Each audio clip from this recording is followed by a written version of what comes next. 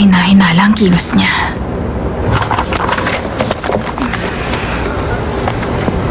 Thank you.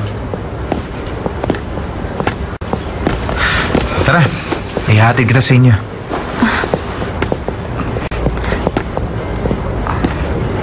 Ano bang balak mo? Ha? Kasi naman, hinabol mo si Anjo. Binayaran mo ang hospital bill. Tapos ngayon naman, ihatid mo ko pa uwi. Sa mga naging pagkikita natin, parang hindi ka naman mabait.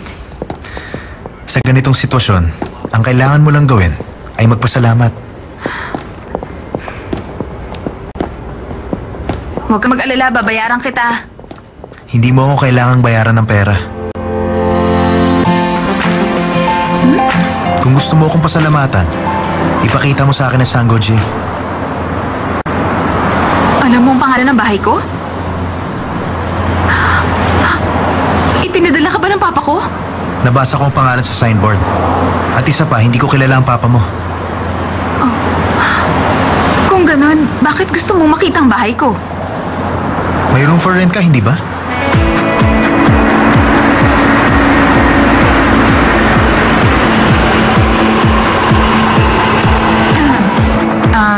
Maraming salamat sa kabutihan mo sa akin.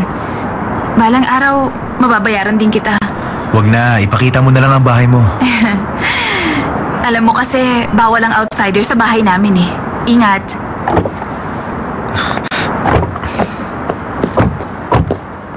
Kung ganun, bakit nagpapaupa ka?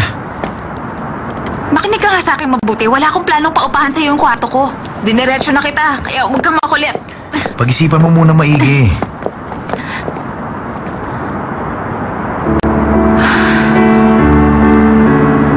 Notice of eviction? Ano ba to? Ginawa mo collateral ng bahay? Akin na. Wala ka na pakialam sa bagay na to. Kung tama ako, nangutang ka ng pera at ngayon, mawawala na ang bahay sa'yo dahil hindi mo mabayaran ang inutang mo. Ba, ang galing mo gumawa ng kwento ah. Wala ka na pakialam doon. Bakit mo ba pinahihirapan ang sarili mo? Parentahan mo na lang kasi sa akin yung kwarto mo, okay? Yun ang pinakamagandang solusyon sa problema mo.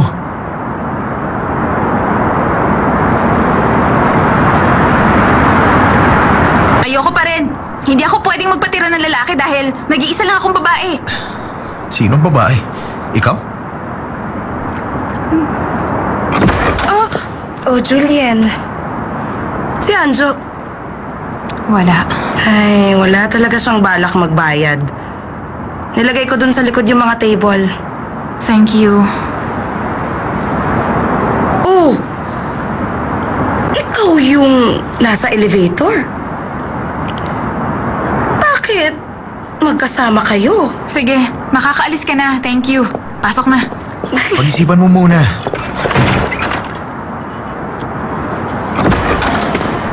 Excuse me.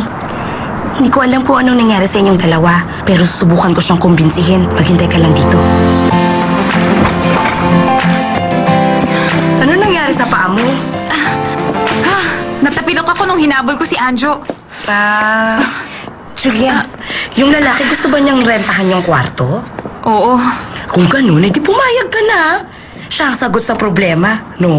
Mukhang may pera naman siyang pangbayad. Oo nga, pero paano ko titira kasamang lalaking yun sa iisang bubong? Ayoko nun.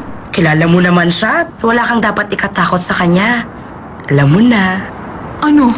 Wala kang dapat ipag-alala dahil hindi kanya pagsasamantalahan. Para sa kanya, wala kang pinagkaiba sa poste, bato o sanga ng puno. Talaga? Naman! Maniwala ka sa akin. Kung magkakaroon ka ng babaeng tenant, baka traidorin ka pa nun. Patuloyin mo na yung gwapong yun. Kapag nagka-problema ka, ibalik mo ang pera niya at palayasin mo siya. Julian, sinasabi ko sa'yo, masarap ang my friend na bading.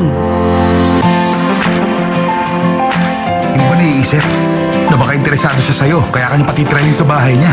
Bakit tatanggap na isang lalaking tena ang babae nagsusolo sa bahay? Oo na. Sweet-sweet niyo namang dalawa. Wala naman akong masyadong pinagbabawal habang nakatira ka rito. Bukod sa kwarto mo at communal space natin, off-limits ka na sa ibang parte ng bahay. Kapag nag-trespass ka, Anong gagawin mo? may puputulin ako. Lizzie, anong ginagawa mo rito? Dito ako nakatira dati. Kailangan ko pa bang magpaalam? Huwag mo sabihin, nakalimutan mo na ang ginawa mo sa akin. Wala ka kasing sama! Manhid ka, brutal! Nakakainis ko yung sila! Huwag nga kayo maingay. Nakakaistorbo kayo. 절대로 굴지 마